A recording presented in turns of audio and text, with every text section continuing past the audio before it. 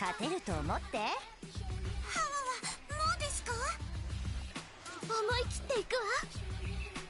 楽しみましょう。集中ですよ。決めるわ。それ。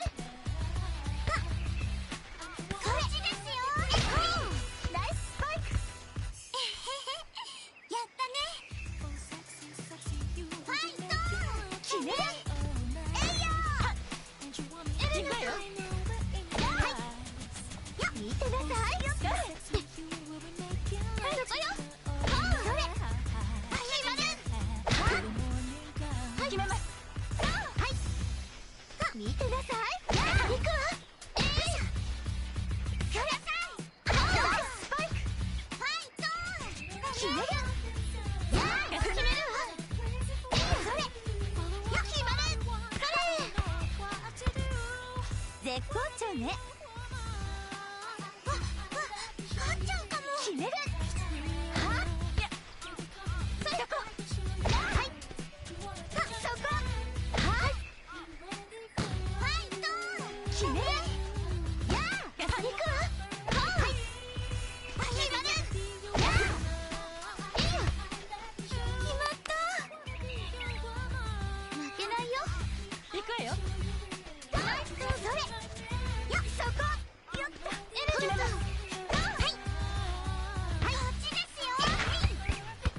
落ち着いてね。お覚悟はよし。やあ。チャンス。そこよ。それ。見てなさい。やあ、やめちゃん。もらった。一気に行くわよ。決めちゃうぞ。ナイス。行くわよ。はい。決まる。集中よ。決めちゃうぞ。ナイス。決めるわ。はい。それ。好きだらけよ。そこ。それ。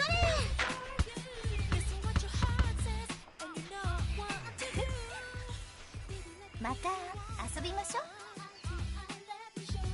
やってみれい。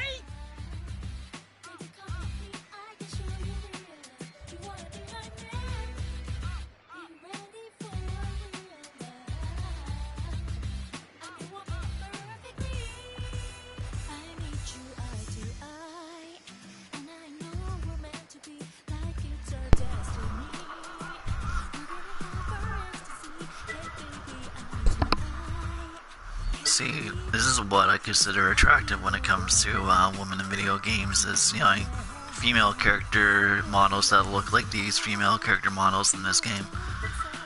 You know, I'm voluptuous, you know, I'm still in good shape, still fit, but have the proportions of a female character. You know, and then aren't flat-chested. I've seen so many games these days when it's like, they want to make a female character, but when they do make a female character, like, they're literally practically flat-chested. Like, they don't have any female breasts. So that's kind of actually really irritating with video games, just because, like, you know, like, most girls have more than an A cup size when it comes to breasts, so, you know, I don't understand why, you know, like I said, making characters in games, because they don't want to make sure that girls aren't sexually objectified. Their idea is to make female figures into making them look more like a man, and, you know, and that's their idea about being strong female. It's literally making their figure of their body look like a man with just female faces. Yeah, and you can tell it's because, like, how many games now have female characters where they're literally pretty much flat-chested and practically don't have nothing more than an A cup size for breast. So I think that's kind of getting a little ridiculous. How all of a sudden now we gotta take away, you know, any kind of sex appeal with female characters because it's been labeled or stereotyped as sexually objectifying female characters. When it's just biologically males and females will find certain aspects of a female or male body interesting or attractive or hot or arousing. So, you know, I don't like that term. I don't like that stereotype because it does more harm than good. Because it's basically saying that if you have any chemicals in your body where naturally it's going to cause you to be aroused or intrigued by the opposite sex, if you're straight, and like apparently it's something to be ashamed of because of the hormones in your body just enacting the way that they're naturally going to be reacting in your body. So like and it's just biologically nature, and if you find somebody attractive, or a female or a male attractive with their figure, and it shouldn't be labeled as sexually objectifying. You're simply just attracted to the person because you find they're attractive, and it's just a natural chemical reaction in your body. And so that's why I don't like that stereotype. That's why I don't like that label. It's because that's why I feel it does more harm than good. And it's actually done more harm in video games and entertainment. Because like I said, now video games is almost a shame to have a female actually have more than an A cup when it comes to their female created models. And games are slowly, for over the last couple of years, games have been slowly going that direction when it comes to the female model, 3D models of their characters in games, and slowly making them more manly and taking away the that nice hourglass shape of a female figure and making them have more like male attributes when it comes to their body, and then basically just planting female faces on the body. And that's kind of annoying. It's something that I'm getting really irritated with video games. And I like Dead or Alive were pressured not to release this game because of that in the Western, and that's absolutely ridiculous. They're gonna be pressured into not wanting to release this game in the United States or Canada because of the controversy of what I was just describing. And and it's just ridiculous, and it's absolutely frustrating because I think if you want to make a character when it's the female strong and independent, sure, okay, doesn't mean that's fine, but you can still have a fit woman that's fit and strong and independent, but still have the female figure or proportions of a female hourglass body. And like there's definitely a biological difference between the female and the male body. Males have more of a Y-shaped kind of torso, and women have more of an hourglass-shaped torso. And it's like, let's take that all out, and let's make them seem manly muscular, manly strong, and take away, an hourglass figure of a female, and reduce their breast size to have nothing more than maybe an A cup or a B cup, and have no breasts whatsoever. And, that's just ridiculous. And it's hypocritical as well. It's because if you were to actually play a game where there is, or in any source of media, like girls go crazy if they're straight over guys that are ripped and showing off their abs, or have that like well-built upper torso when it comes to the arms and and the abs. So it's really hypocritical, and it's just frustrating. Honestly, because like the fact is, biologically, hormones and the fucking sorry for swearing, I shouldn't be swearing because I don't want to get this video taken down. But and the fact is, like, if a female finds a male attractive, physically attractive, well then it's just going to be natural for her to have those hormones in her body peak, to be aroused or somewhat sexually drawn to that person's physique when it comes to a female being attracted to a male. But yeah, that's not never considered sexually objectifying the guy, and it's just fun for her. But yeah, when it's the same, when the rules are reversed, when it's just natural chemicals in the male's body that's kind of peaking because he finds the figure of a female associated with him attractive, all of a sudden let's just label that as being harmful or unhumble or anything like that, and stereotype it as sexually objectifying a woman. But like I said, if those roles were reversed, and naturally if the woman's like hormones peaked in her body because she has somebody within her proximity or presence that she finds attractive, and it's a male that just has to her an attractive overall shape or appearance, and somehow that's not sexually objectifying a man when, he might have, a six-pack rocking or is very well fit and structured, but somehow, when the girl is googling over a guy and her hormones are peaking because she is in the presence of a very attractive guy, all of a sudden that's just fun, and it's not considered apparently to them sexually objectifying the male, when technically it kind of is. But yeah, when you reverse the situation or the scenario, but they label it from a guy as sexually objectifying a woman. And like I said, it's hypocritical because, and it's just a natural reaction and chemicals in your body and hormones that are just rising and kind of reaching a certain peak because you find you're amongst somebody or somebody's within your presence that you find is very attractive. Now, because they have certain physical attributes that are appealing to you. And, just because you find somebody attractive and there's certain physical aspects that are appealing to you, and it's just natural chemical hormones in your body that's reacting to what you are attracted about in a person that's within your presence. So, to make it seem like when a guy does it, it's a horrible thing and it's dishonorable and it's immoral, and to label the guy doing that with the stereotype as something that's kind of like has a negative association to it as sexually objectification, but then give it, but say when the roles are reversed, that for a girl it's fun and have no kind of negative what's that word I'm trying to look at? Connotation, yeah. When they want to use a word that has no negative connotation behind it, as in fun, well, then that's kind of hypocritical because the woman is basically doing exactly the same thing as the guy, and when both of those roles are reversed.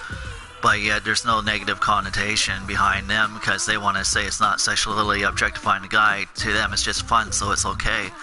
But when the guy finds a female attractive, and his hormones are peaking because there's somebody attractive within his presence that has physical attributes that, and the male finds arousing, or, just sexually pleasing, and somehow all of a sudden, and that they throw a stereotype on it that has a negative connotation behind it, and because somehow they want to make it, when a guy's doing it, somehow it's immoral, or it's wrong.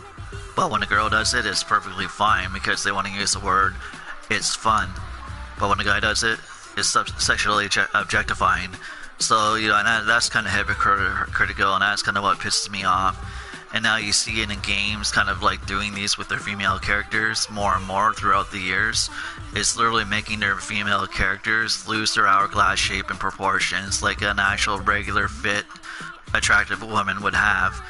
And then making them have more attributes of a male figure when it comes to the body, and just throwing on female faces. And I'm getting so annoyed with games slowly always taking that direction, and going in that direction. They went in that direction with Naughty Dog's The Last of Us 2, and it's just honestly from there it just seems to be getting worse and worse.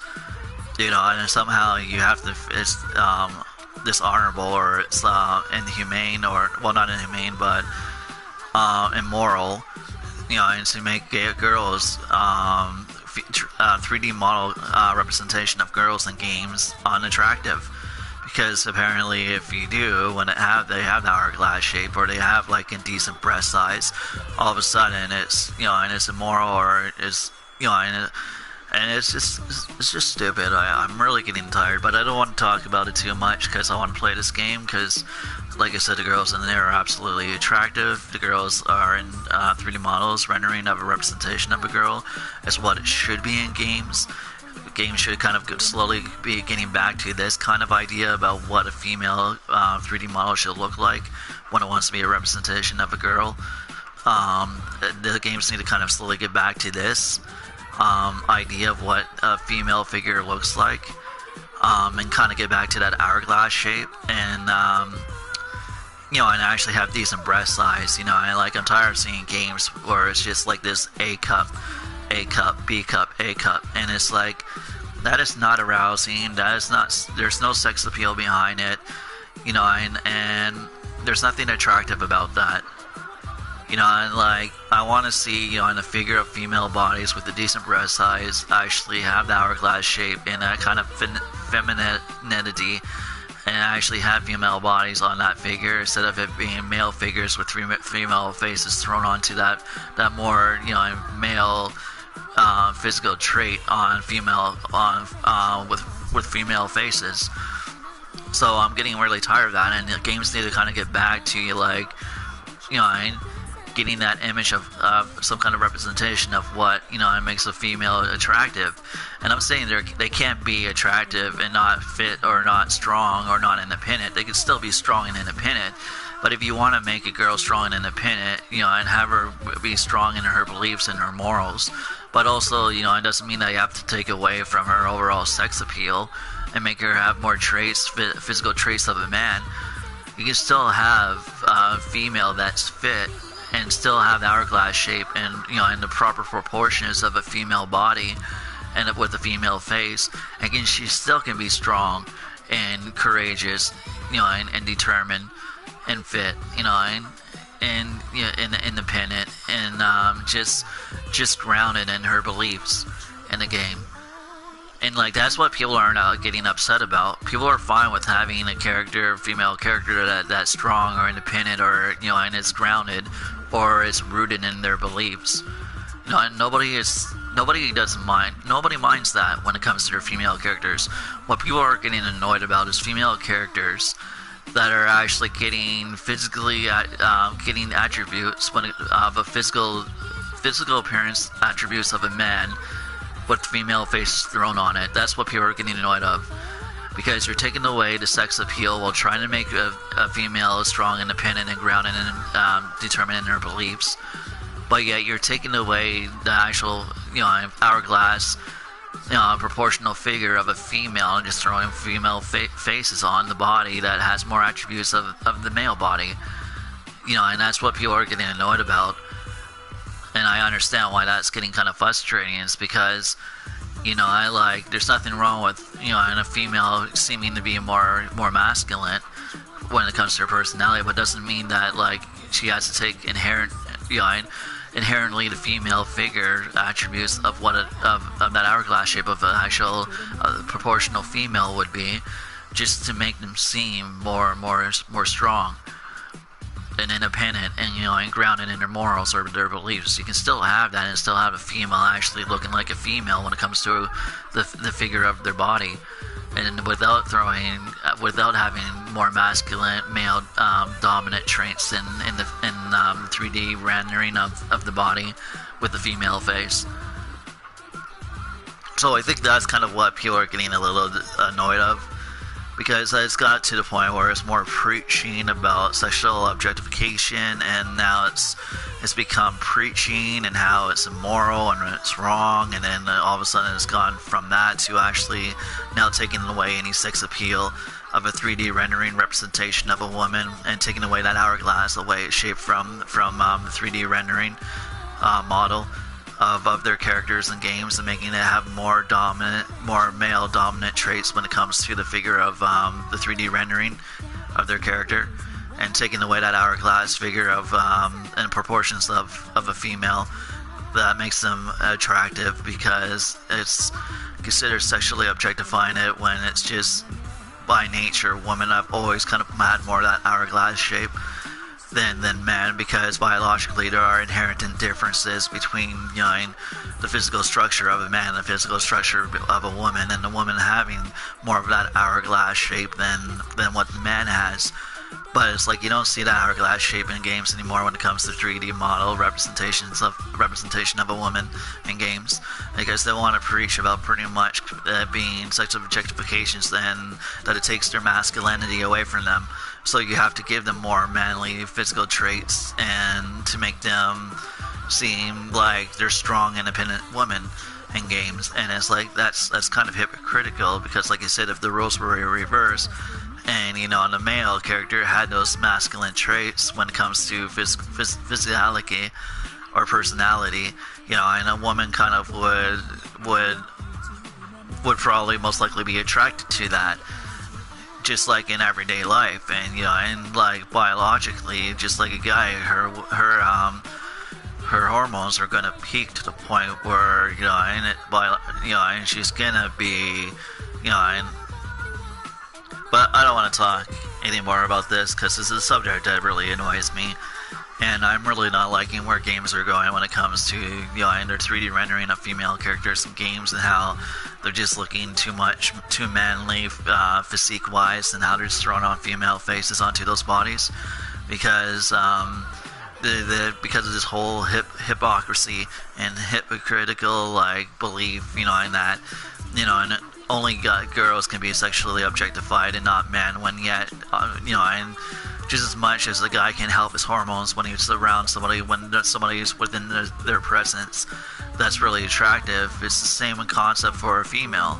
If there's a male around a female that's within her presence that's very attractive, well, her hormones are going to peak too, and she's going to be aroused by you know, in some way, mentally and physically, sexually or whatever, by that person's presence, because of her hormones kind of peaking, and you know, and it's biologically just nature for that to happen. So why label it something bad when a guy, his hormones are peaking because he's around, there's somebody within his presence that's attractive, and then label it with some kind of negative connotation, but yet not do that with a woman and say somehow it's fun, and then have no like negative connotation associated to her, you know, and just to her having her body just act naturally with hormones and through biology, naturally just happening by nature.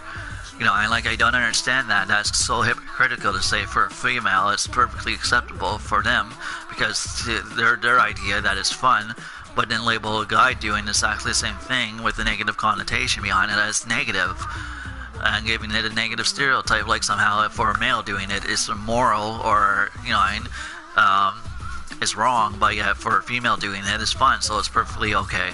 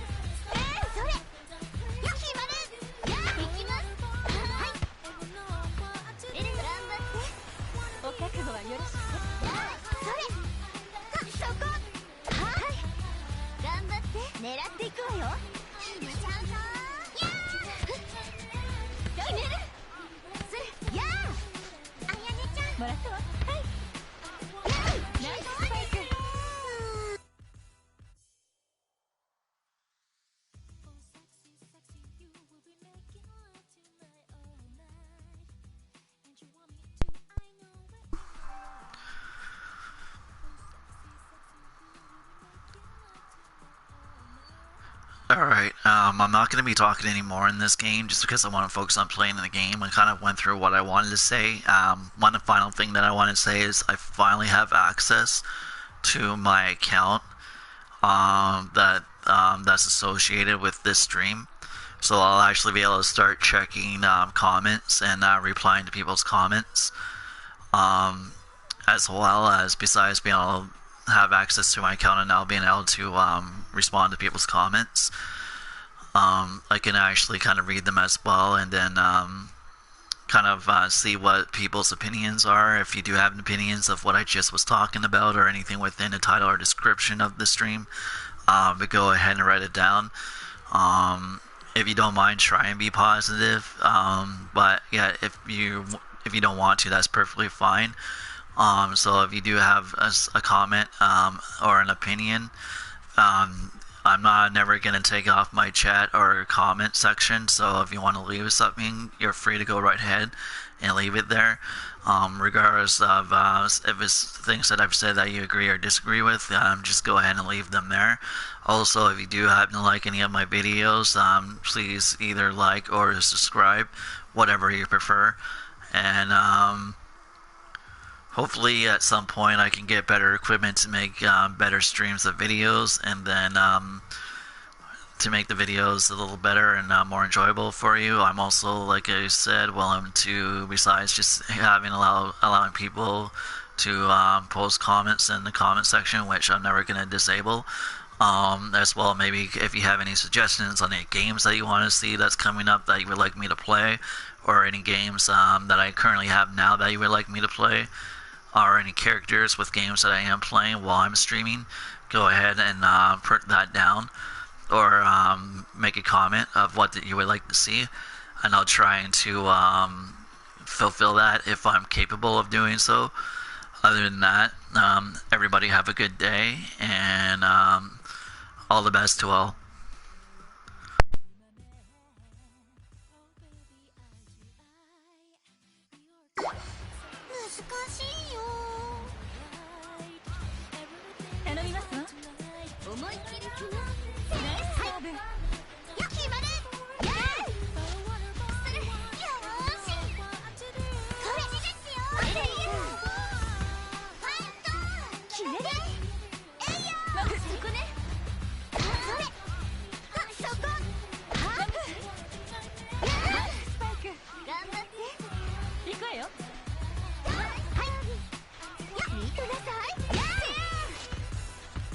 集中よ。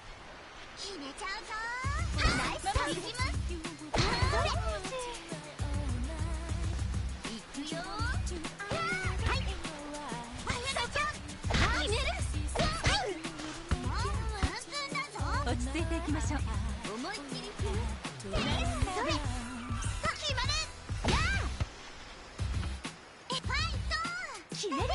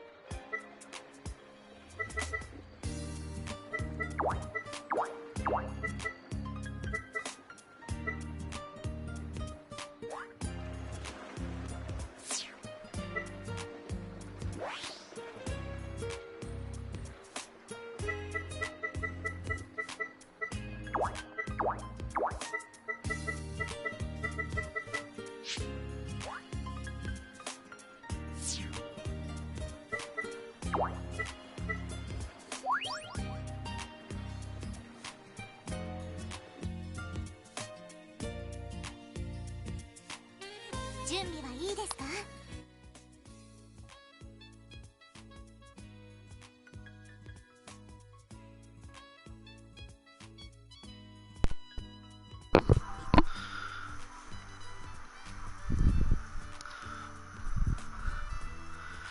Alright, sorry, and one final thing before I resume playing a game is, I love Dead or Alive, I love Teen Ninja.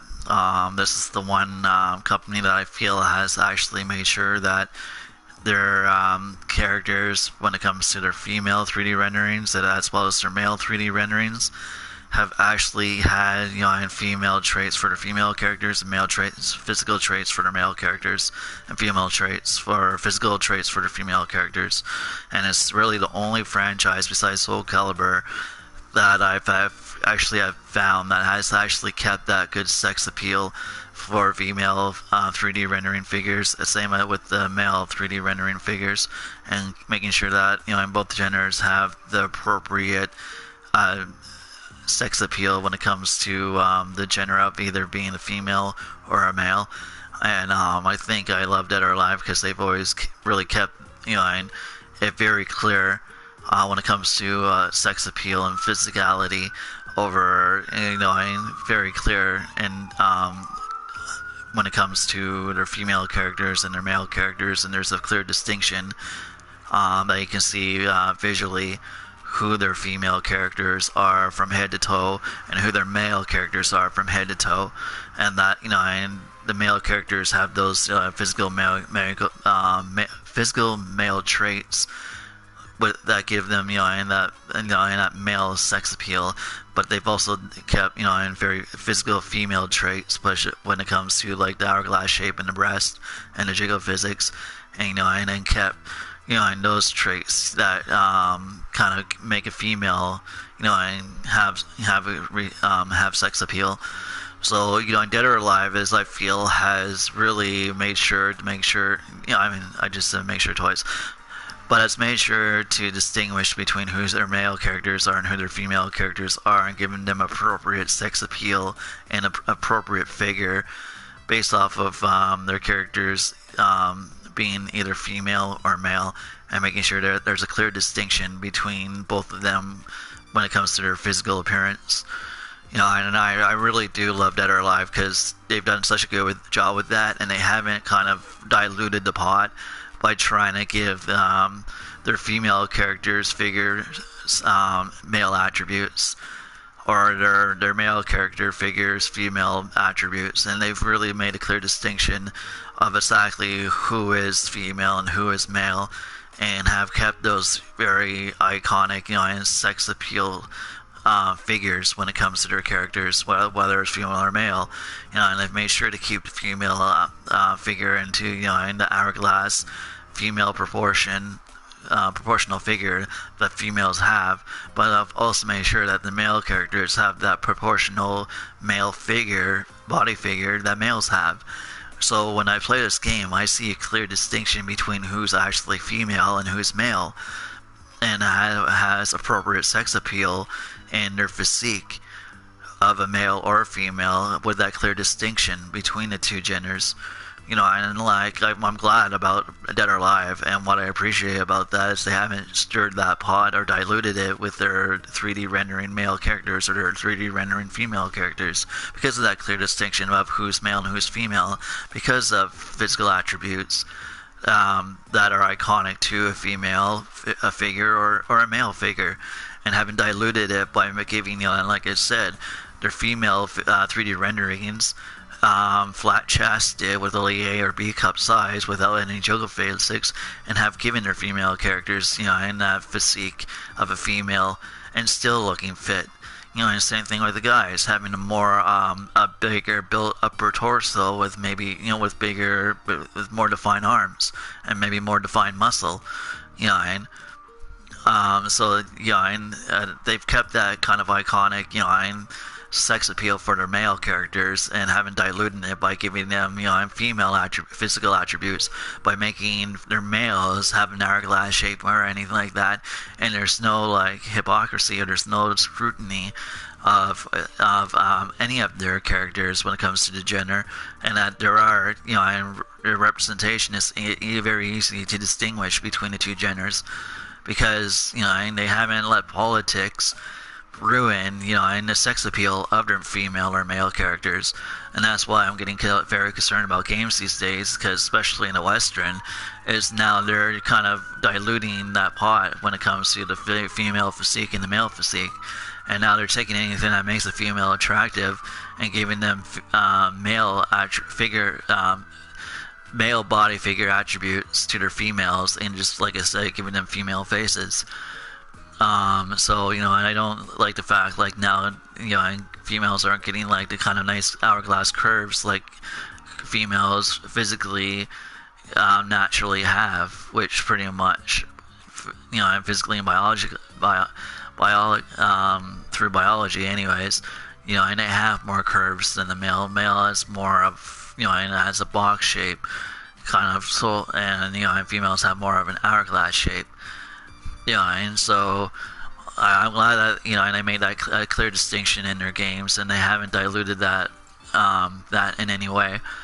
But because of what's been going on in the West, like, now they're scared to release games half the time, or make it, you know, and as revealing as it used to be, and revealing just their, you know, and their genders when it comes to their overall physique, and now are scared to do that. And that's kind of one thing that I'm getting annoyed about, is because I loved the games back then, where, you know, either female or male rendering models, you can actually see the physique of their bodies, and clearly define through visual sight of those attributes that is clearly defining them as female or male characters. And like, I don't think a game should be ashamed of being able to do that, but now they want to clothe them up a bit more because of the whole controversy in the Western, which I think is absolutely stupid, because of all this, how there's multiple genders and how females have to be strong and independent and grounded in their morals and beliefs by making them have more male physical attributes.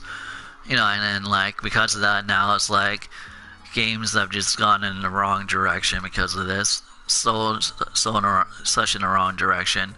And I'm honestly saying, in my opinion, and what I've seen, because I play games all my life, is that now they're starting to lose, you know, and for the females, they're really starting to lose that sex appeal that games did have like 10 years ago, you know, and before, when Mortal Kombat 9 was around and before.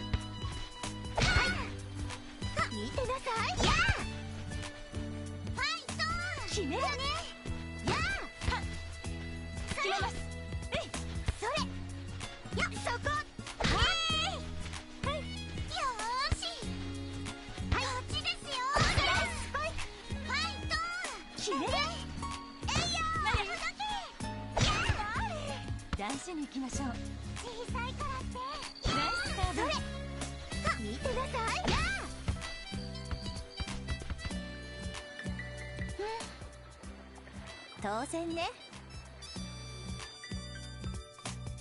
さて、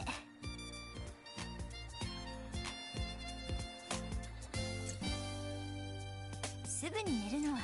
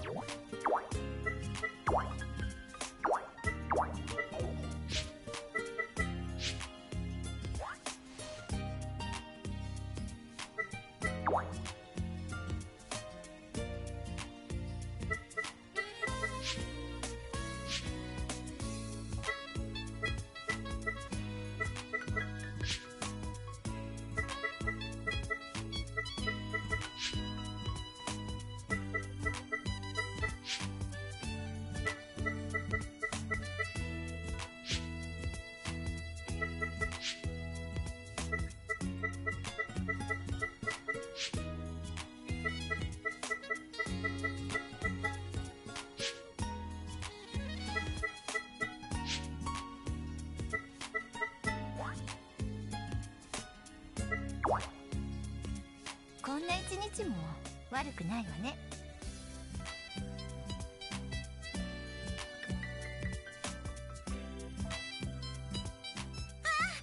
う朝が待ちきれませんでした。早く遊びましょう。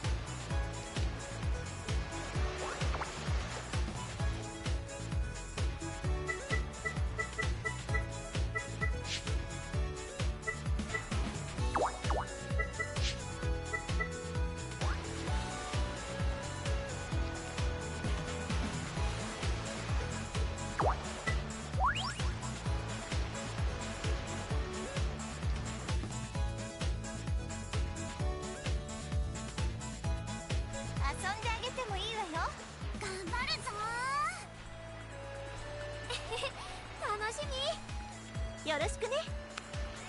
頑張ってね。決めるよ。やったー。いくよ。はいはい、見てなさい。はい、よーし、こっちですよ。私がそれそれ、チャンス、そこそれ、よそこ、よいしょ、そこだ。惜しい。ファイト決める。えいやー、私が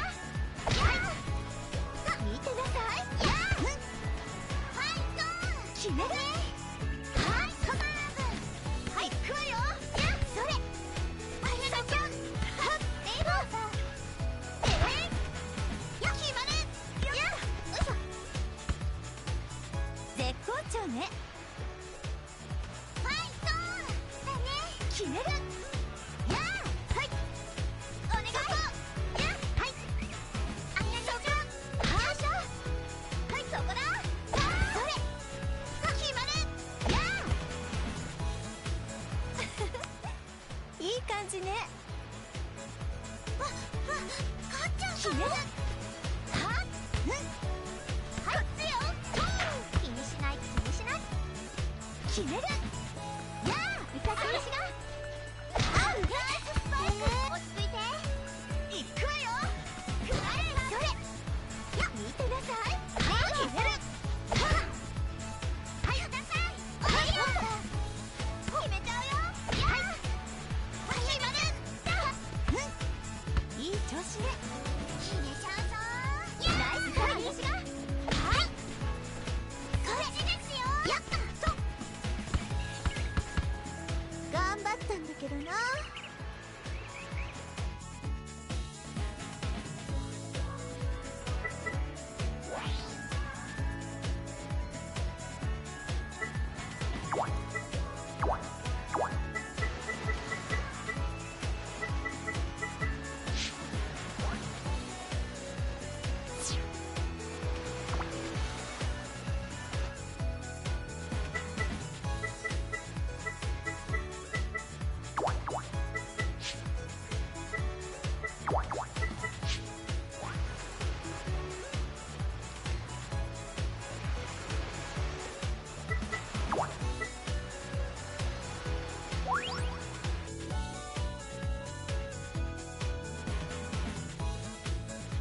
テンション上げていこう。行くわよ。はい、ありがとう。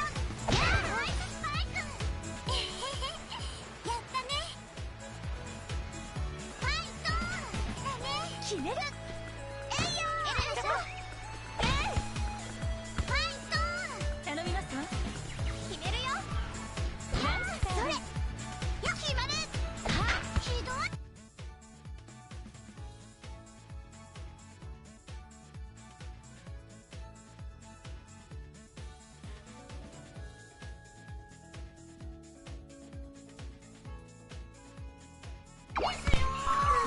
Hello. How are you today?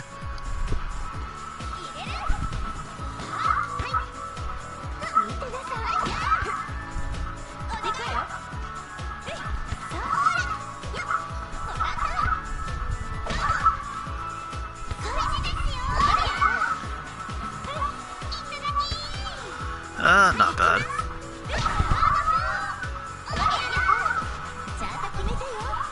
Enjoying playing the game right now, that's about it. Yourself?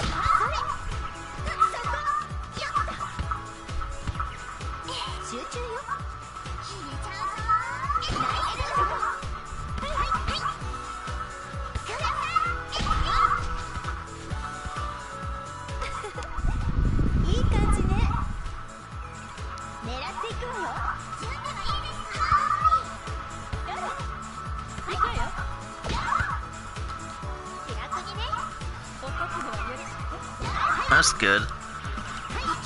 It's always nice to just sit back, sit down and relax. It's always good to have those days.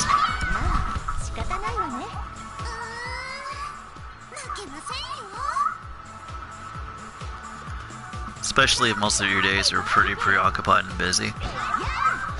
No! Oh, am I gonna lose? Come on, come on, come on. Okay, Helena, do not block it. There we go. Whew. Okay, this is intense.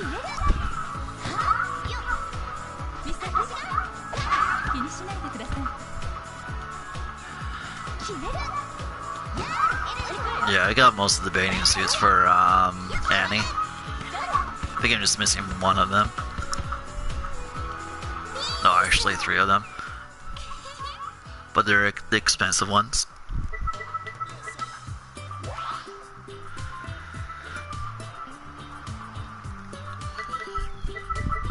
Let's see. Yeah, those are like the yeah, so it's just 3 that I'm missing. I got most of them, so if there's any like character you want me to use or any bathing suits you want me to equip, I can do that. So if you have like any requests, just let me know. If you do want to see a different character, I'm gonna have to go back home or something like that. So it will allow me to use a different character.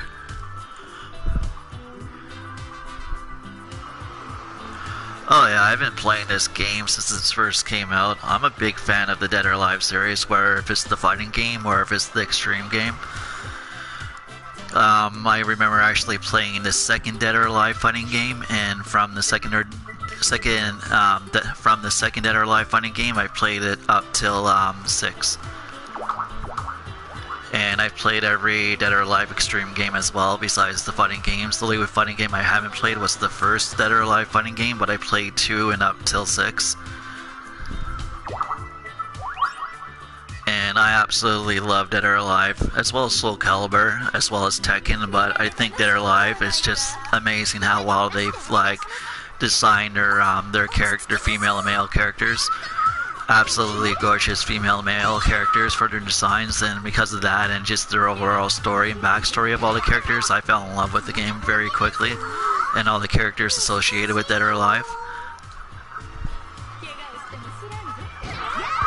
Oh, come on. Okay, I gotta focus here. This is just getting embarrassing. Come on. Oh, that's right. There we go, got a point on the board.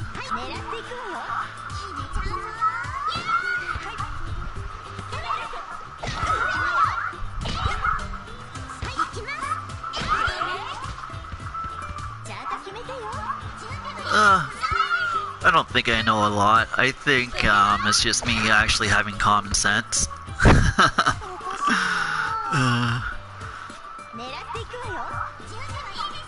But I do try and dabble in some things. I dabble in as much stuff as I can anyways when it comes to things that I can use or apply my common sense to. Whether if it's a bit of politics, or whether if it's math, or if it's English, or just kind of concepts of pretty much how a person's mind works, or their physical body. As well as maybe learning some sports. One thing I can definitely say I don't know a lot about is sports. Not really big on watching sports, but yeah, I try and dabble in a little bit of everything that I can and try and get as much as I can. I got a lot of Gemini in my chart, so I guess you could say I'm like, what was it? A jack of all trades, the master of none. Yeah, so I guess that's the best way to kind of define me. I'm kind of a master of all, not a master, yeah, a jack of all trades, but I'm a master of really none. And I do use my common sense as well, so I think that's kind of me. I trying to apply my common sense to as much things as I can, and I'm kind of, like I said, a jack of all trades, the master of none.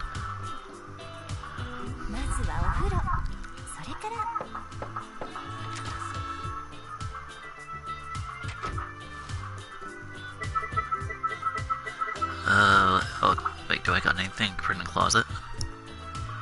Let's see here. Oh, there we go, I got donuts.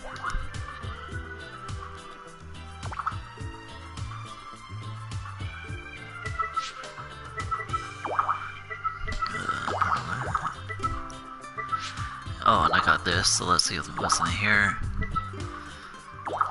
Alright. Yeah, what was it? In the second Dead or Alive Xtreme, you can actually gift the other girls items, and when you did that, you would actually be able to eventually get them to accept bathing suit gifts that you would give them. So I'm kind of trying to do the same thing with this game as well. See exactly what each character likes when it comes to items. That way, if you gift that girl enough of those items, you can eventually gift them a bathing suit from one of the other characters.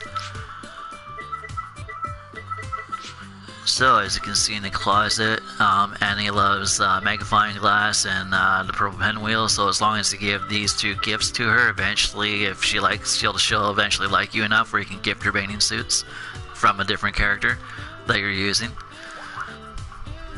So my goal is to kind of like get all the characters, all the bathing suits from the other girls, plus their own as well.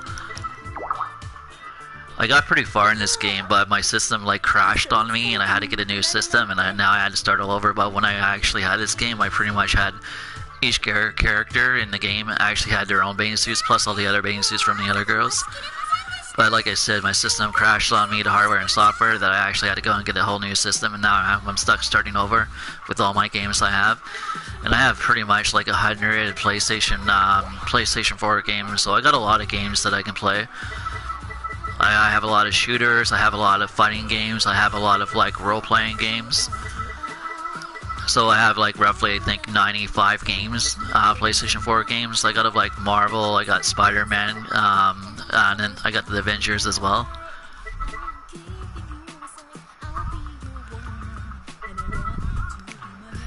Yeah, that was kind of annoying when that happened. I was super frustrated that I had to go and spend another $500 on the new system because of the software and hardware crashing on the system. And with the COVID-19, I wasn't really able to go to any stores, kind of get it fixed, and the only store that was open at the time was Walmart, and they don't do system repairs, so the only option that I really had was either wait till things open up where I can bring my old PlayStation 4 in for repair, or just get a new one. So I chose to get a new one, because I didn't have the patience to wait until things open up because of the whole COVID-19.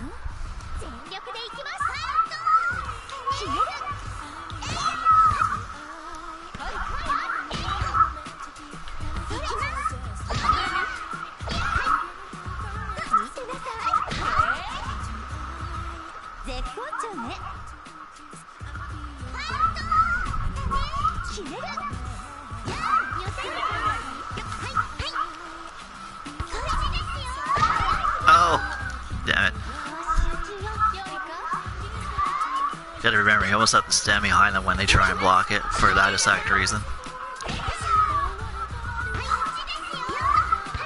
Yeah, I even got Call of Duty. I got most of the Call of Duties. I got most of the Assassin's Creed. I got For Honor. I got Tom Clancy's Division 1 and 2. Also the Siege. Mass Effect Andromeda. I got pretty much most of the Tekkens, the Soul Caliburs. I also have Dead or Alive 5 and Dead or Alive 6 when it comes to the fighting games. What else do I have? I got Star Wars The Fallen Order, then I got The Crew 1, The Crew 2, Need for Speed Heat, and then Need for Speed, the first Need for Speed reboot.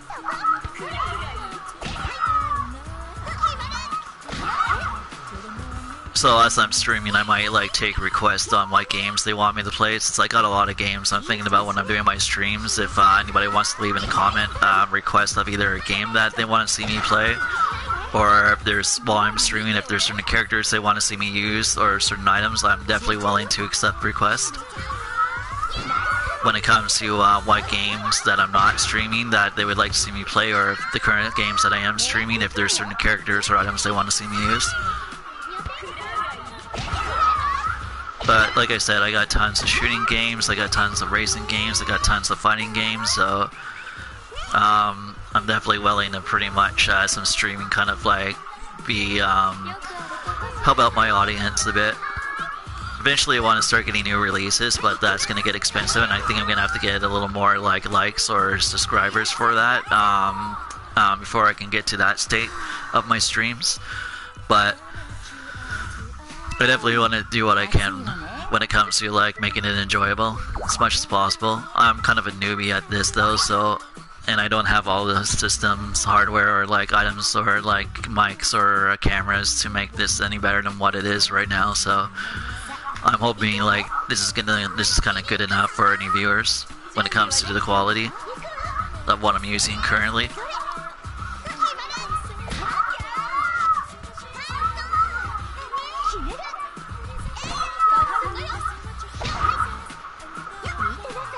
Yeah, and I also got Mortal Kombat XL, and I got Mortal Kombat Aftermath, so like I said, I would definitely throw those games on if somebody wanted me to play those. I got the Tekken, I got Soul Calibur, I think 6, and I think the one before 6, I think I already mentioned Mass Effect, Andromeda. What else? I've also got the Battlefront, Star Wars Battlefront and Fallen Order.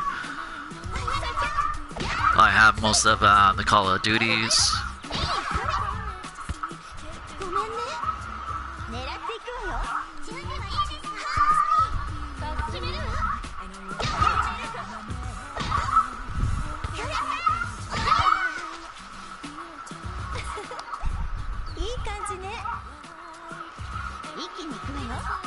Damn, man, these characters look so good.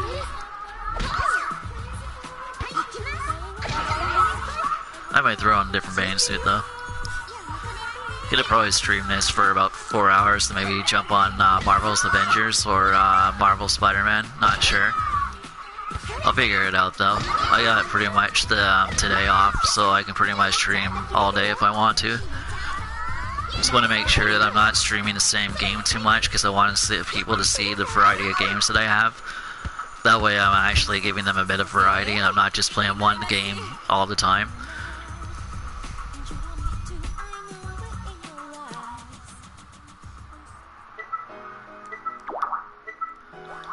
Okay, yeah, I wanted to equip a different bathing suit.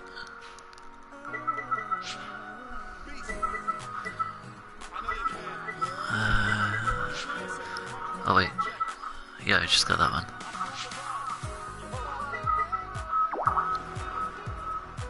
Oh, what do I have equipped? Okay, let's go for this one.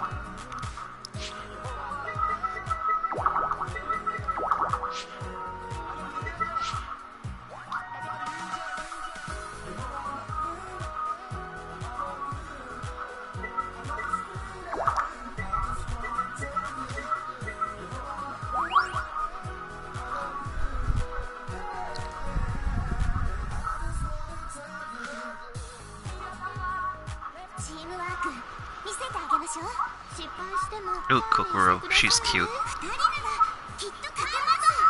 Okay, this bathing suit looks good.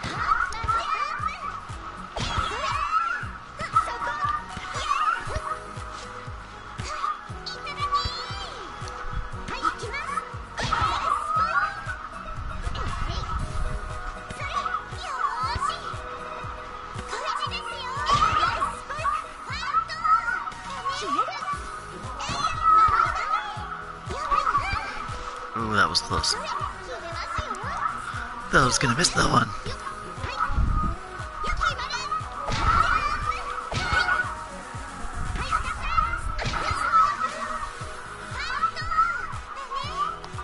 What else do I have? Oh yeah, I already said it's Tekken. Oh wait, and I also have Resident Evil. So that's a game that, like, if somebody wanted me to play, I would definitely play Resident Evil as well. I got Resident Evil 2 Remake, and I got Resident Evil 3 Remake.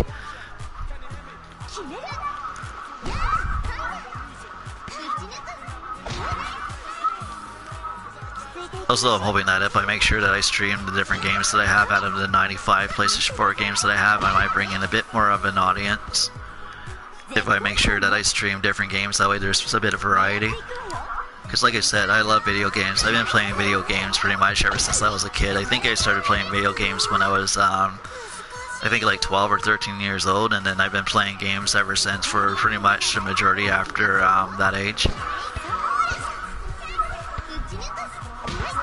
I love my video games. If I actually had to say what was my favorite category of entertainment when it came to me like listing them, I would definitely have to say the first thing would be video games. And then second would have to be movies, and then third might be music, but definitely video games for my source of entertainment is number one on my list. Because like I said, I've been playing video games since I've been 13 or 12, and I've been playing games ever since. played games on PlayStation 2, PlayStation 3, PlayStation 4. I remember playing games on the first Xbox.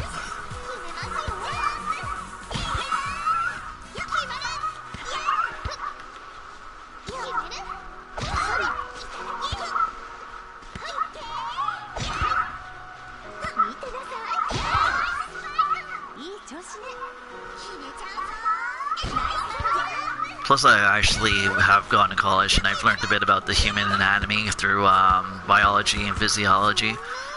That was actually a very interesting subject when I was going at college, learning about physiology and biology.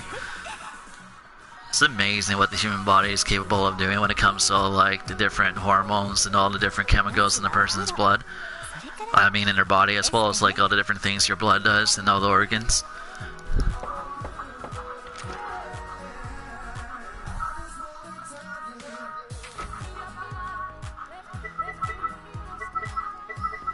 Even like all the systems and how like precise they are on their tasks and job, as well as all the different cells in that person's body. That was actually one of my favorite subjects, anatomy and physiology, when I was in going through high school and college. I also dabbled in music a bit as well. What else? And some other things.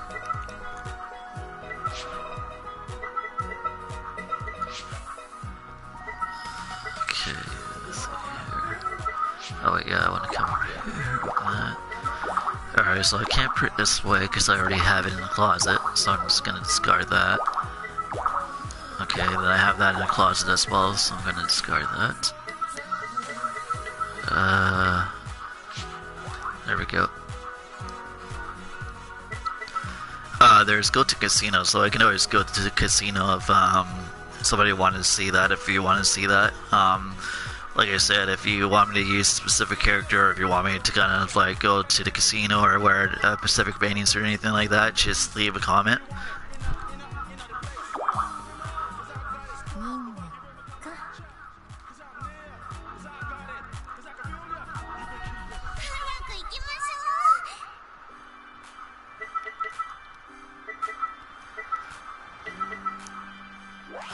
Yeah, but I definitely love Dead or Alive. They've done such a good job with the game and their characters. I really want to see another Dead or Alive come out, and I think I put in the description what characters that I would like to actually see come out if they do make another Dead or Alive Xtreme, even if, yeah, so I did list the characters in the description, the characters that I would want to see.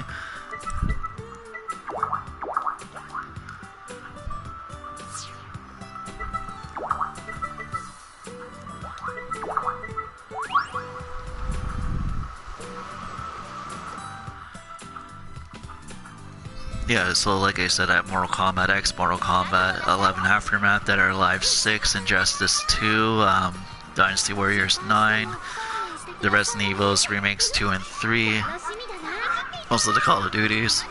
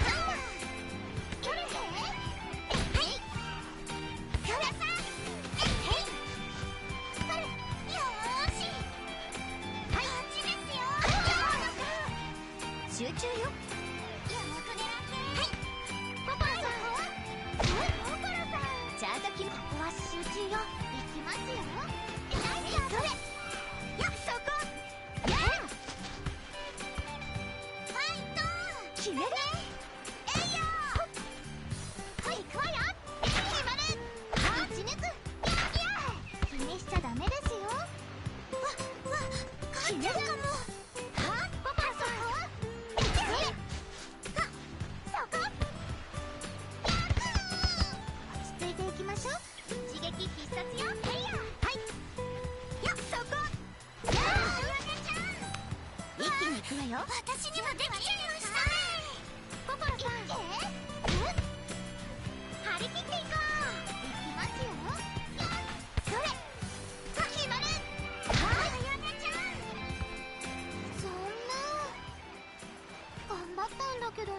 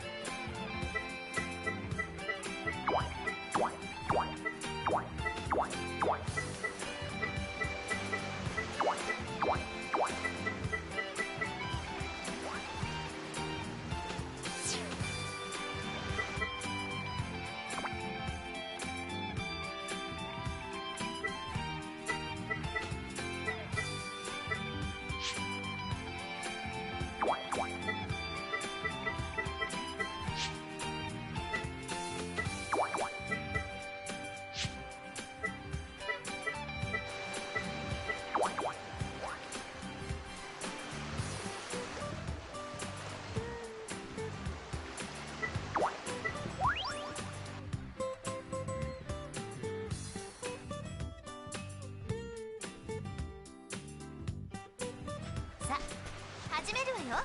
一生懸命ついていきます。お願いします。頑張ってください。決めるわ。それ、決まる。はい、それ、打ち抜く。惜しかったね。ダメだ。決める。えいよー。はい、やっ、そこ。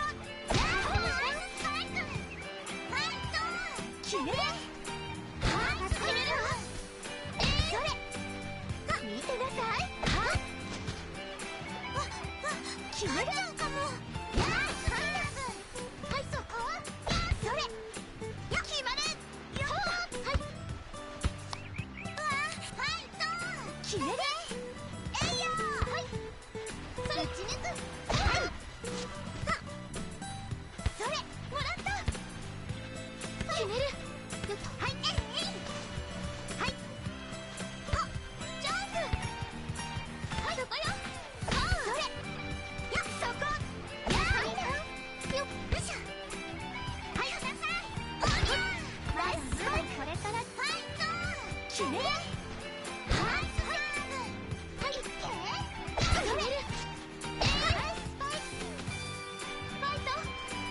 いきますよ。はい。や、決まる。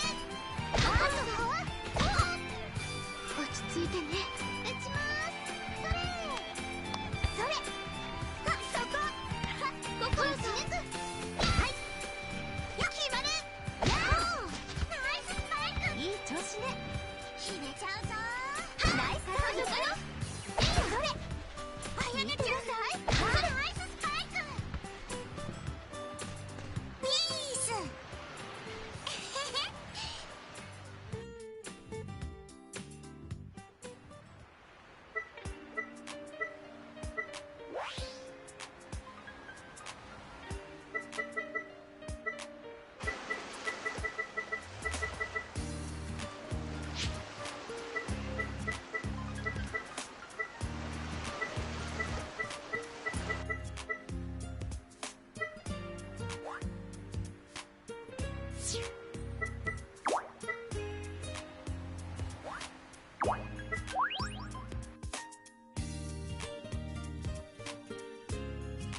思い切っていこう。決める。やー。始めます。それ。決まる。ナイススパイク。ファイト。決める。えいよー。そこよ。任せて。はい。見てなさい。よ。それ。よーし。それ。いきます。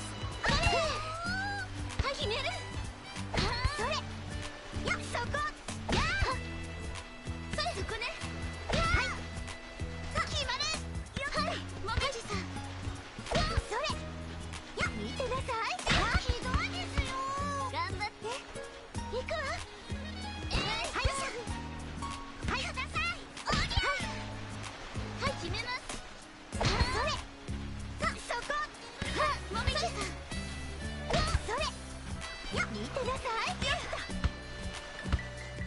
っていくわよ。準備はいいですか？はーい。もみじそこね。はい。あ、そこ。集中よ。準備はいいですか？それ。行くわ。それ。決まる。よっ。いい感じね。一気に行くわよ。決めちゃうぞ。はっ。はい。はい、決める。やあ。あ、もらった。決める。はい。よっ、そこ。やあ。みちゃん。はい。こっちですよ。ナイススパイク。狙っていくわよ。よく狙って。やあ。もみじさん。そこね。もみじさん。行きますよ。はい。あ、スカラさん。もみじさん。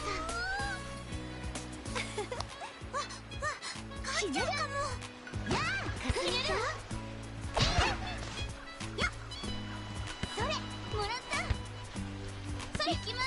それ。あ、見てなさい。はあ、決める。よっ。はい。はい、行きます。おーちゃん。何がいけなかったのかな。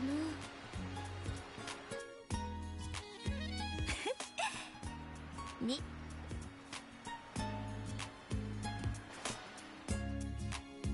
まずはお風呂。そう。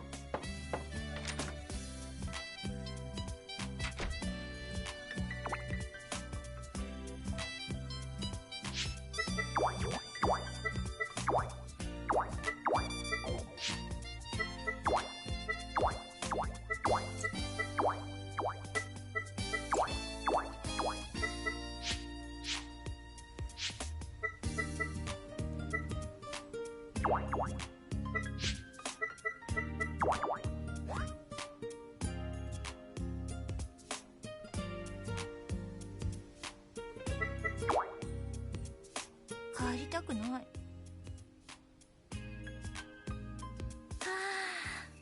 あ、満足したわ。また来たいわね。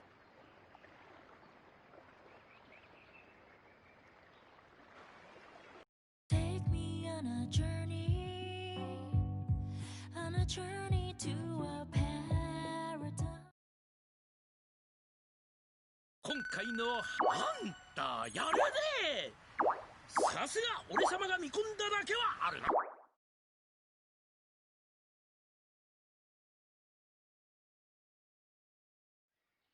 デッド・オア・アライブエクストリ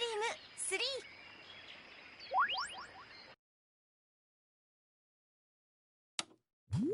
君は知っているだろうか。あの素晴らしい日々を。愛に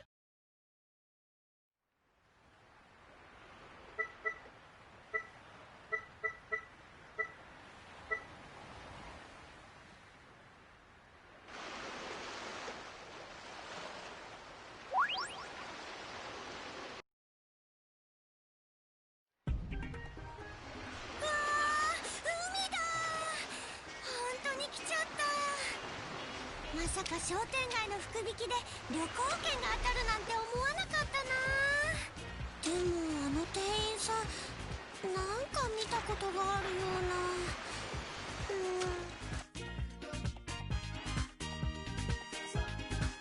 あ、見つけた。退屈してたんです。マリーと一緒に遊びませんか？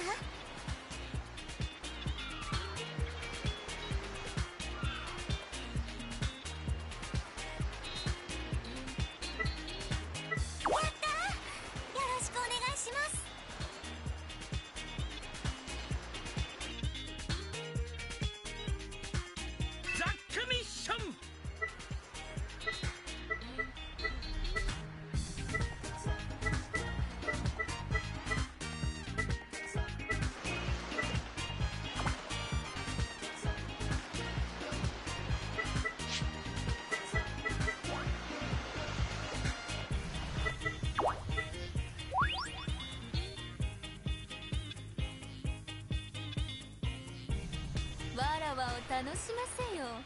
頼りにしてね。準備はいいですか？落ち着いていきましょう。決めちゃうぞー。はっそれいただきます。いってー予定メルト。いただきナイススパイク。すごいすごい。頑張ろうねマイルド。ナイスサーブ。よこっちですよ。とよーしそれいきます。ナイススパイク。見てくれましたか。ファイトそれレイ行くわよ。よいしょよこっちですよ。ファイト小さいからってやーこっちよ。やーください。食らうがいい。いきます。見てくれましたか。ファイト小さいからってレイコそれなさい。勝っちゃうかな。やっと行くわよ。ファイト小さいからってナイスサーブ。レイフォンいただきジャンプそれはいヘルよっよっはっいきます。よいしょファイト私にもできちゃいました。ナイスサーブ。いただきそっちですよ。ほのか嫌じゃ嫌じゃ。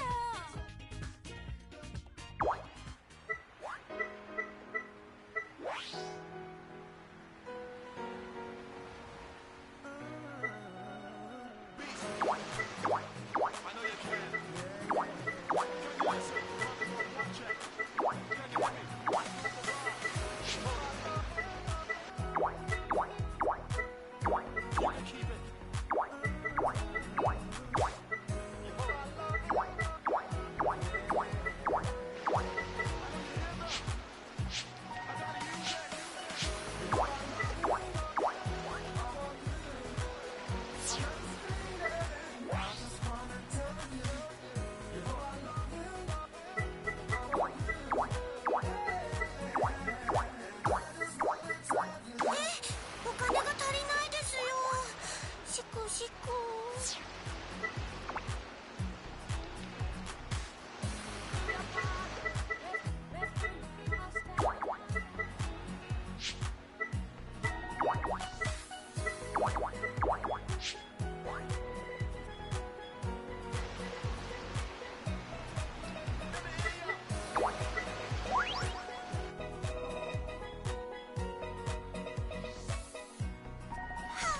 もうですか。チームワーク見せてあげましょう。楽しみましょう。決めるわ。はーいほっやほだけナイススパイク。落ち着いていきましょう。決めちゃうぞー。はいサーブ。はい決める。くださいおりゃいくわよそれジャンプいやーよいしょこの際ですよ。かすみちゃんよっとよください。マリーが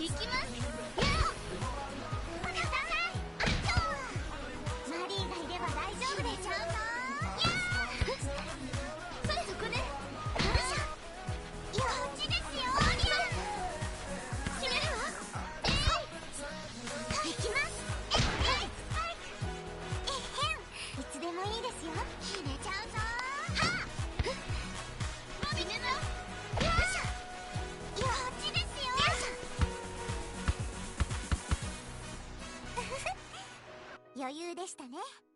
疲れちゃいました。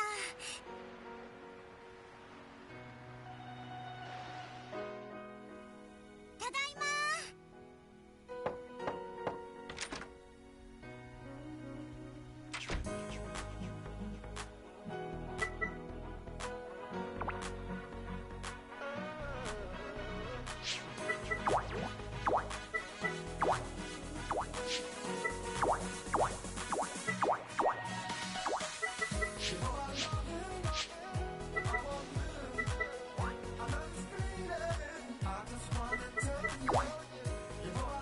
いい夢見らマ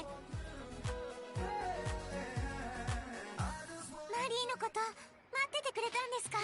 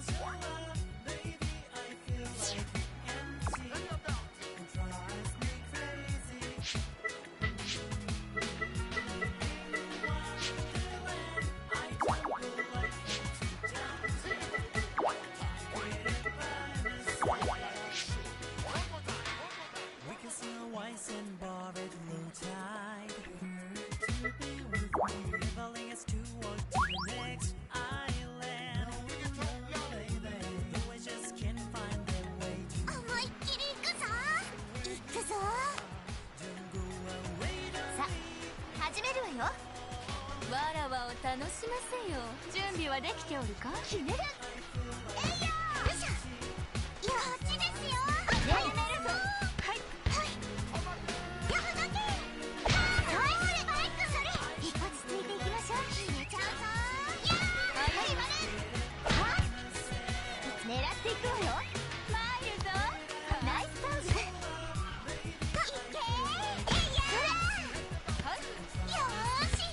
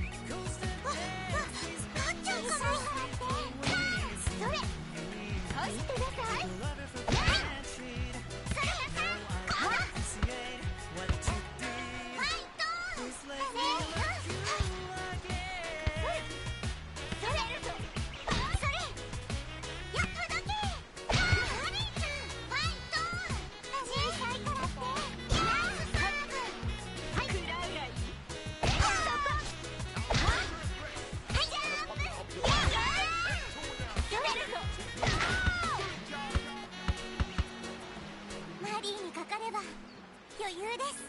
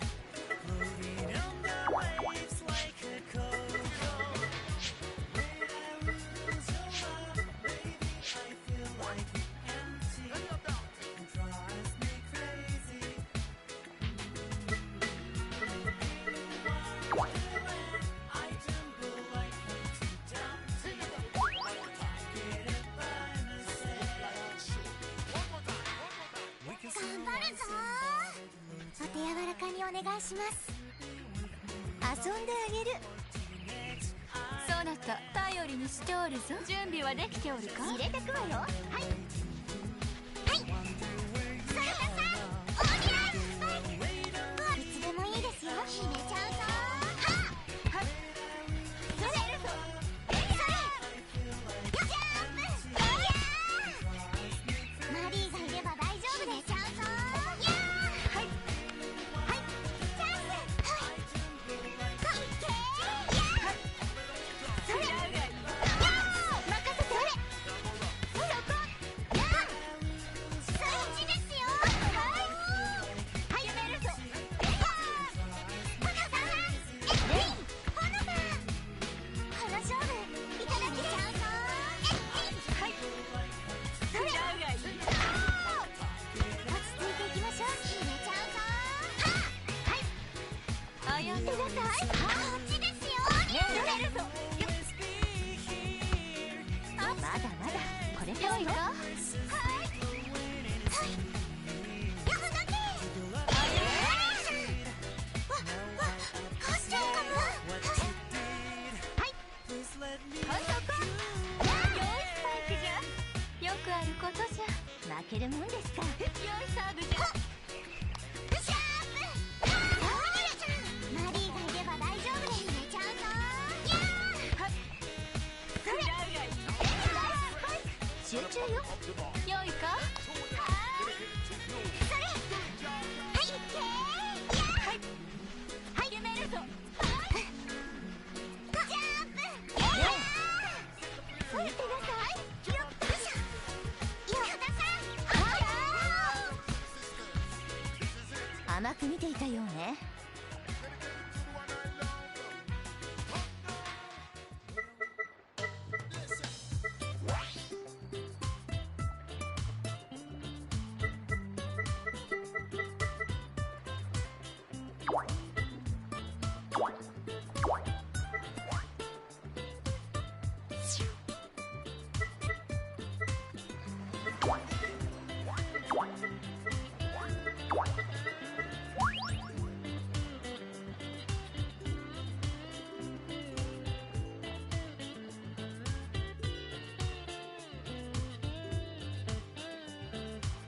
落ち着きましょう。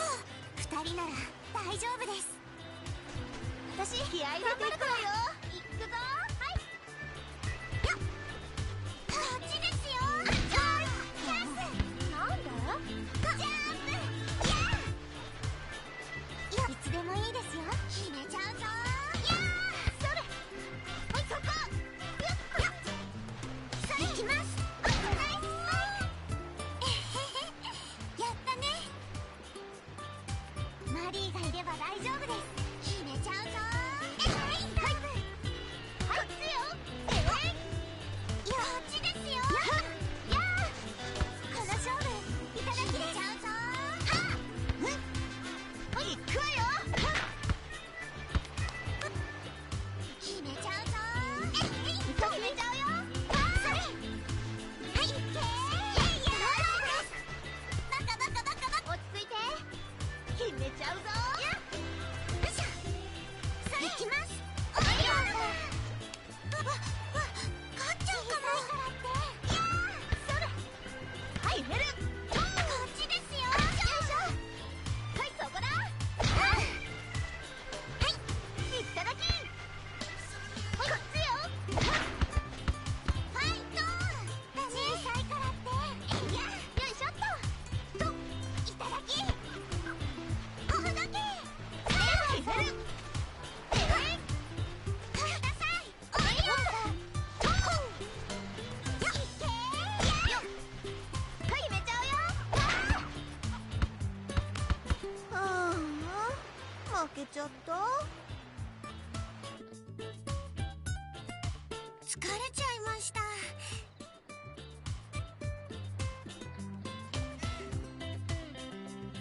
お邪魔します。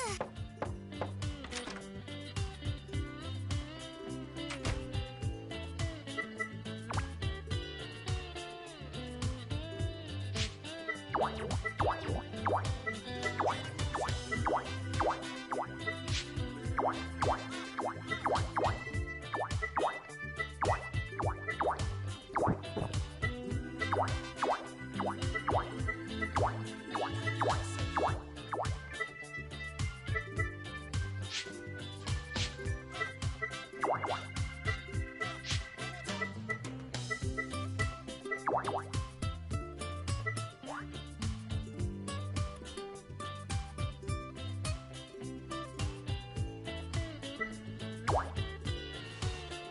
日一日楽しかった。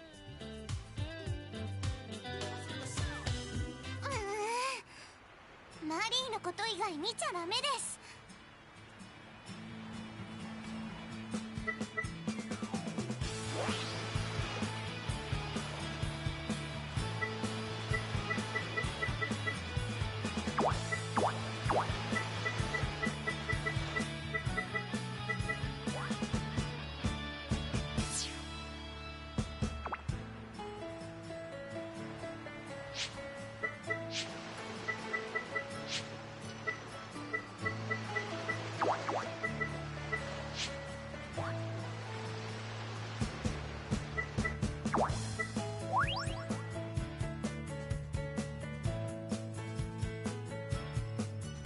胸を張ります。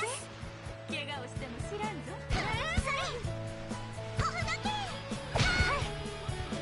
決めます。こっちですよ。わあ、私にもできちゃいました。落ち着いていきましょう。ひねちゃうぞ。長い。任せて。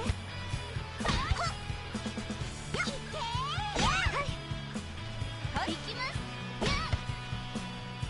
ああ、愉快愉快。満足じゃ。準備はできておるか。では行きます。はい。よいしょ。それなさい。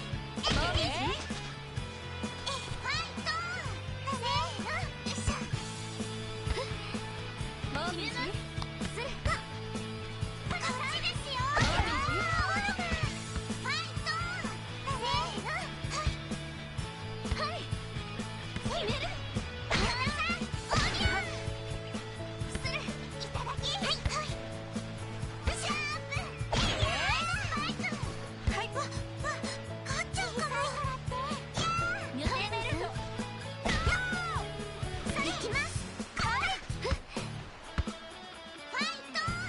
小さいからって。もみじ。こっちですよ。ファイト。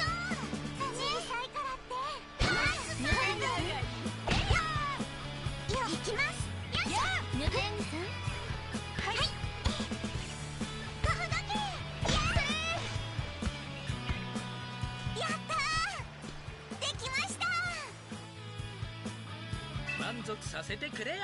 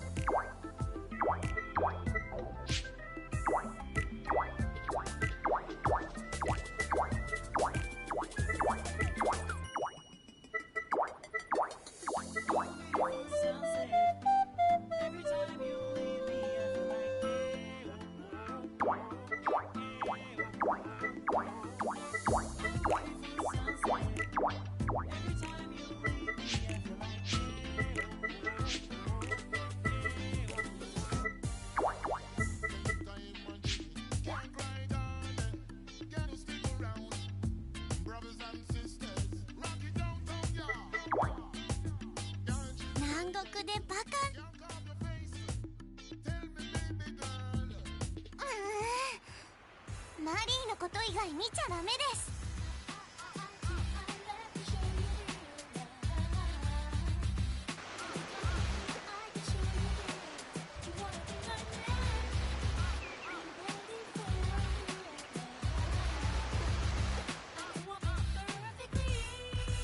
I met you eye to eye, and I fell in love with you. There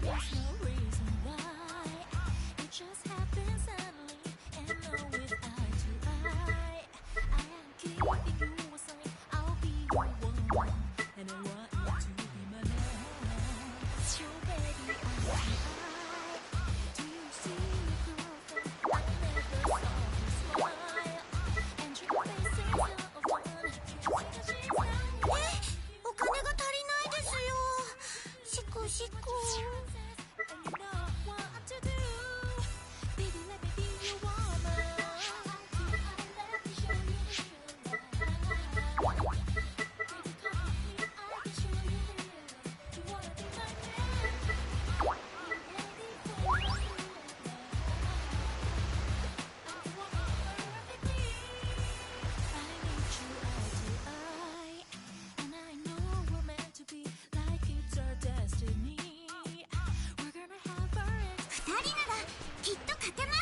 一緒に頑張りましょう。ファイト。力を込めて。はっ、それいきます。やったね。マリーがいれば大丈夫です。決めちゃうぞ。はっ、よいしょ。私が。はっ、いつでもいいですよ。決めちゃうぞ。よいしょ。はい、めちゃうよ。よっと。はい。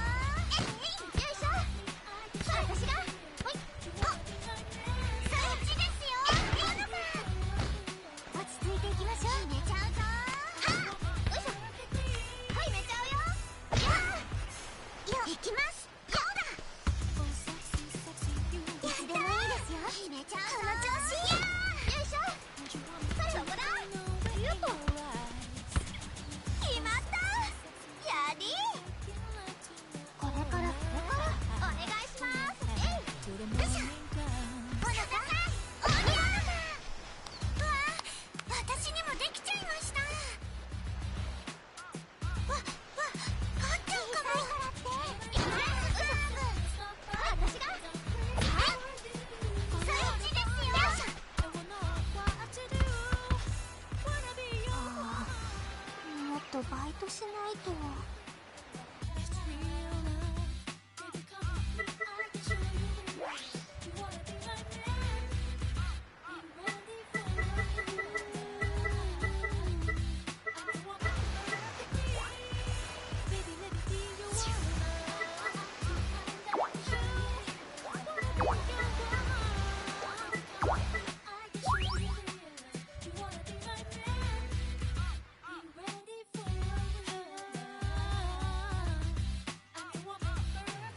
参りましょう。恨みっこなしよ。マリーの本気見せてあげる。マリーがいれば大丈夫です。決めちゃうぞ。やー、行くわよ。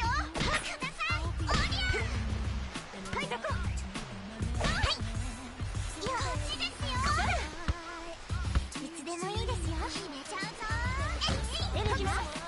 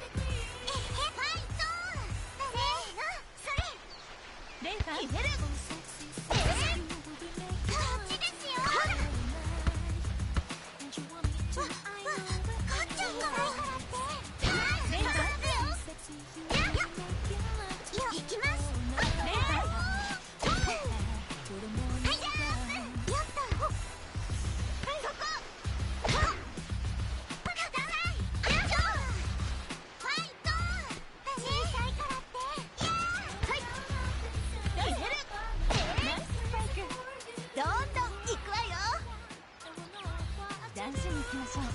見てなさい。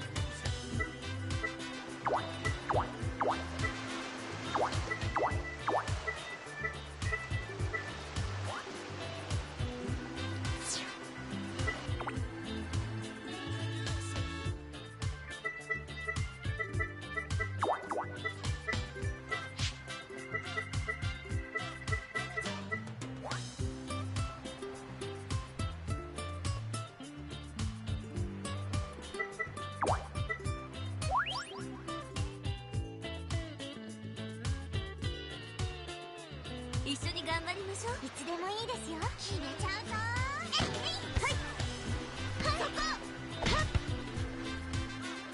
やったやりました。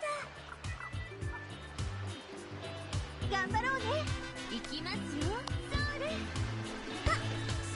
そっちですよ。決める。よしだけ。はい。決めます。行きます。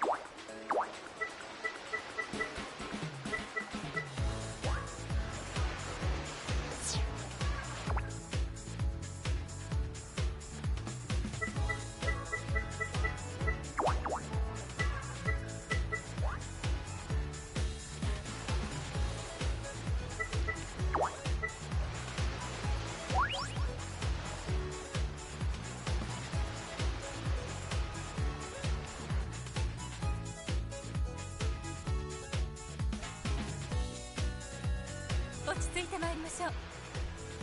楽に行こう。マリーがいれば大丈夫です。ちゃんと私が決めちゃうぞ。やー、ちょっと、はい、そこだ。やー、余裕。やめちゃうよ。私がおい、はい、行きます。行きます。誰？さあ、頑張っていこう。行くわよ。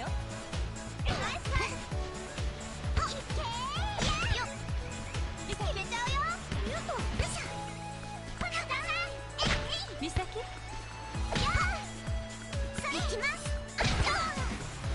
行くわよ。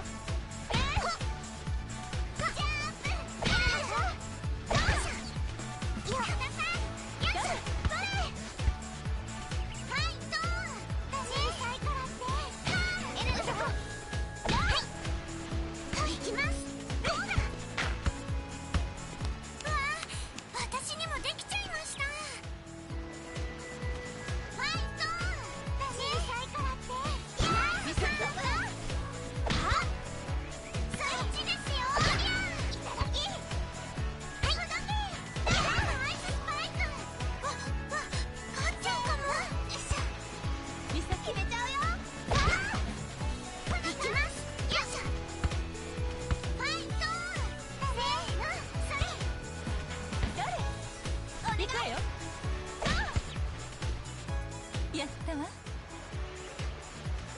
諦めてもダメよ。お願いします。よいしょ。こっちですよ。この勝負いただきでちゃうぞ。よいしょ。私がリラックスリラックス。お覚悟はよろしくね。はい。よかったさん。誰？ほい、いただき。この感じですよ。よいしょっと。マリーにかかれば余裕です。やってみれい。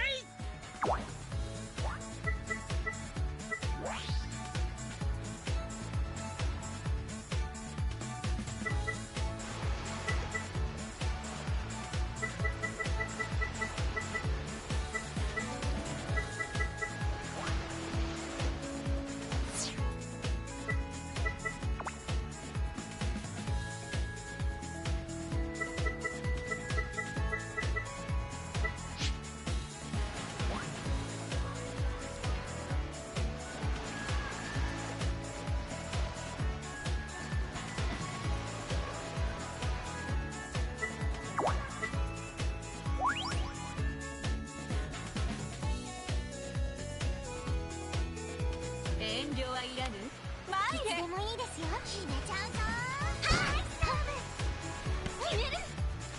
はい、それなさい。よいしょ。食らうがいい。ナイススパイク。よいしょ、頑張って。参るぞ。ほっよっ、いっけー。マリーちゃんやったー。小さい調子。ナイスサーブ。抜けるぞ。はい。こっちですよ。落ち込まないで。まだまだこれからじゃ。ファイト。小さいからって。抜けるぞ。行きます。はい。ファイト。行くぞ。はい。そこね。よいしょ。そっちですよ。高めた。準備はできておるか？思いっきりします。と入れた。任せよ。決めるぞ。落ち込まないで。今に見ておれ。決めちゃうぞ。行きます。はい。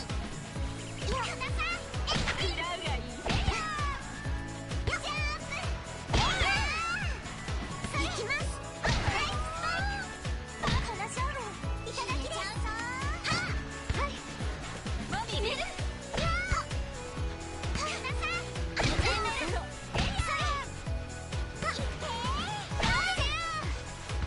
マリーがいれば大丈夫です。決めちゃうぞ。やー。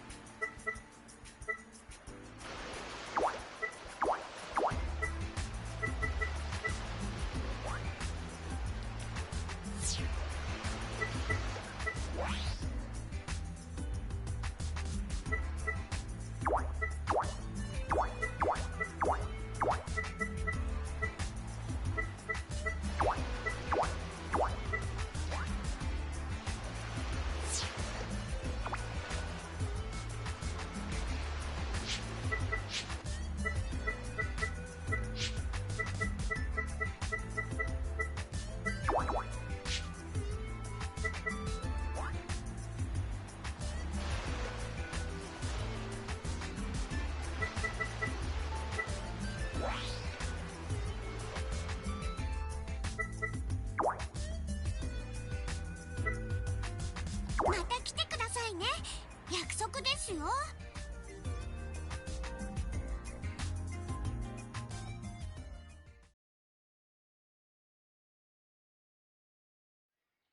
デッド・オア・アライブエクストリーム3